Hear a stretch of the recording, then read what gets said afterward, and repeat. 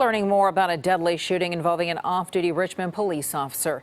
It all unfolded outside Vallejo restaurant near the Vallejo gas station on Fairgrounds Drive.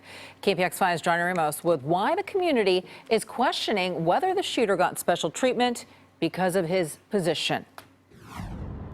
We don't actually know what caused the shooting at this gas station yesterday afternoon, but it is what happened after the shooting that is fueling outrage about police actions in general. Family, friends, and community members gathered at the scene today, and with little information coming from either Vallejo or Richmond police, residents are left with only questions, like why did the off-duty officer begin shooting, and why was he not detained afterwards? This officer, who was off duty, in my mind, has no greater standing than a citizen, although he's licensed to carry his weapon off duty. We understand that.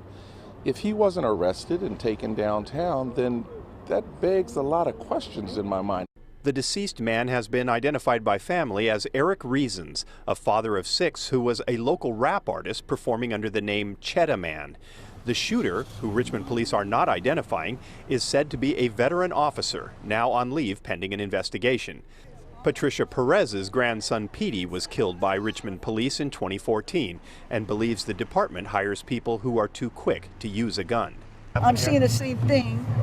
And the clicker is, it was a Richmond off-duty cop who did it.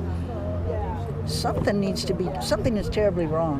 When is this going to come to an end? When are people going to take this seriously? When are people going to realize that our lives matter? With no information released, the community is left to speculate, and the people here say this only deepens the divide between police and the black community, even though they say the off-duty officer was also African American.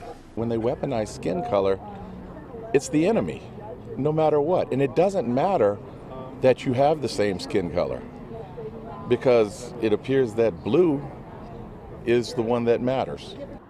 Vallejo has been rocked by controversial police shootings, and tomorrow they swear in their first African American police chief. And the fact that this shooting happened at the hands of a Richmond police officer isn't going to make his job any easier.